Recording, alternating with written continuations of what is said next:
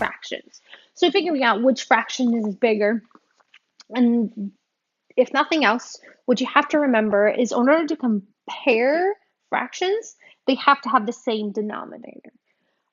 So when we think of this, we have our signs are less than or greater than signs. So the important thing to remember with these, and this is how I always remembered it, is the symbol wants the bigger meal. The mouth will open towards the bigger number. Whatever it's going to eat is going to be the bigger meal. Easy way to remember it, we just want the teeth to go towards the bigger number. So looking at these two, we need to make sure the denominator is the same. The easiest way to do that is figure out something that if we multiplied both numbers, we could get to. So thinking back to our multiples, if we went and looked at the multiples of 4, we have 4, 8, 12, 16, 20, 24, 28. Just to give us a couple. Let's look at the multiples of 10. So we have 10, 20, 30, 40, 50, and we can keep going. So we look at these and we look to see if they have a common multiple. And we want the least common multiple. So think back to that previous unit. We want the LCM, the least common multiple. So looking at these two, 20 is going to be that number. So 4 times 5 will give us 20. Whatever you do to the bottom, you have to do the top as well. So we're going to multiply that by 5. 10 times 2 will give us 20, so we need to multiply top and bottom by that same number. So if I went ahead and I said 3 times 5 will give me 15. 4 times 5 will give me 20. Looking at this one, 9 times 2 will give me 18. 10 times 2 will give me 20. Now they have the same denominator. Now we can compare and see which one's the bigger number. With these, you can't tell. They're not similar, so you can't compare similar. You can't say apple, orange, and compare them. You can have a small apple, big apple. You can kind of compare things that are the same. We can't compare apples and oranges. We can only compare apples and apples. So now we have apples and apples.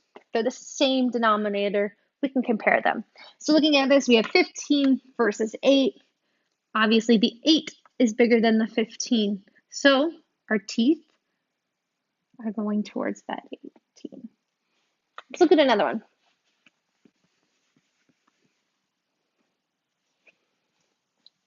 We have 6 over 12 and 3 over 5. So let's talk about some multiples. We have 12, 24, 36, 12 times 4. Again, use your calculators. But 58, 60, 72. For 5, we have 5, 10, 15. Nothing matches up yet. 20, 30, 40, 50, 60. Oh, that matches something. 16, 60. So 60 is going to be our least common multiple in this example. So to get 60 from 12, we have to multiply by 5 times 12. You notice we're just multiplying by each other. Sometimes that's the easiest way to compare them, is to multiply this side by 5, this side by 12, and it'll even them out. So we have 30, because 6 times 5 is 30 over 60. And we also have 36 over 60. So looking at these two, it's going to eat that side. So when comparing 6/12 to 3/5, 3/5 is going to be bigger. Even though 12 and 6 are bigger numbers, we can't compare them yet. So just looking at this, you might say, oh, well, 6/12 is bigger. But until we get the same denominator, until we can compare apples to apples instead of apples to oranges, we can't tell which one's bigger. So in this case, that 3/5 is going to be bigger. Let's do one more, and then I'll give you some examples to do on your own. We have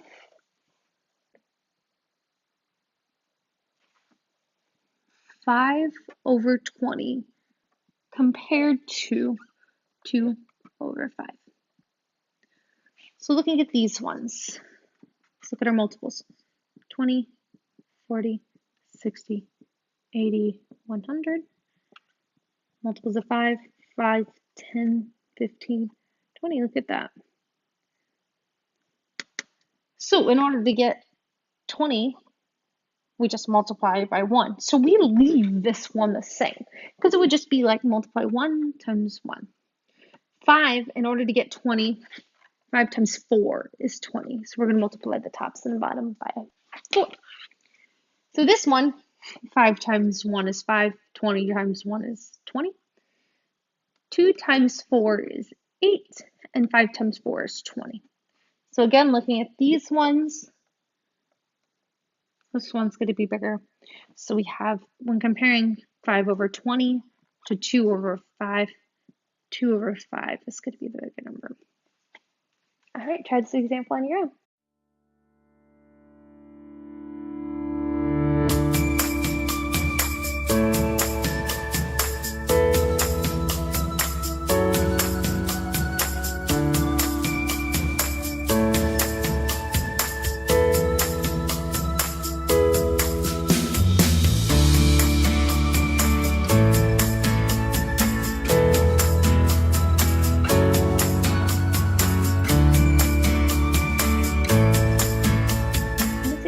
We have 8/10 compared to 1/2. So if we were to go ahead, write out our multiples, 20, 30, 40, etc., and our multiples of 2, 2, 4, 6, 8, 10. So 10 is going to be our least common multiple. So 10 times 1 will give us 10, and 2 times 5. Remember, whatever you do to the bottom, you have to do to the top as well. So if we were to multiply both of these by 1, we get 8/10. 1 times 5 is 5, and 2 times 5 is 10. So now, apples to apples, we have the same denominator, so now we can compare them. So with this example, 8/10 is going to be more than 5/10. So when comparing to our original fractions, 8/10 is greater than 1/2. Let's look at this last example.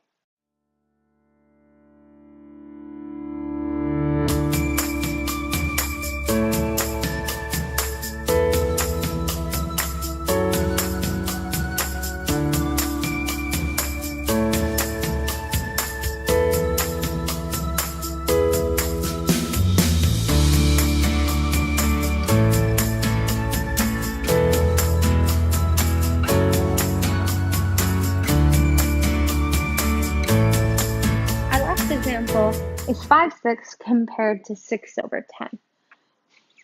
I'm going to go ahead and start by writing out my multiples.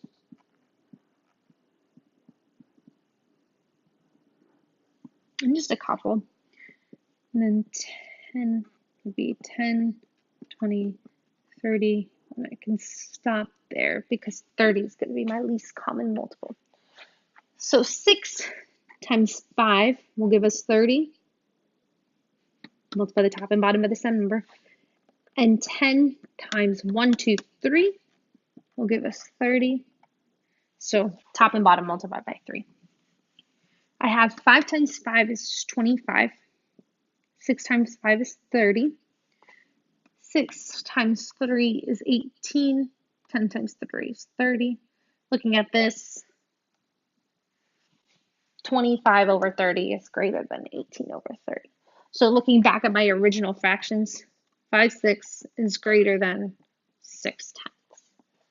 And that's the end of this lesson.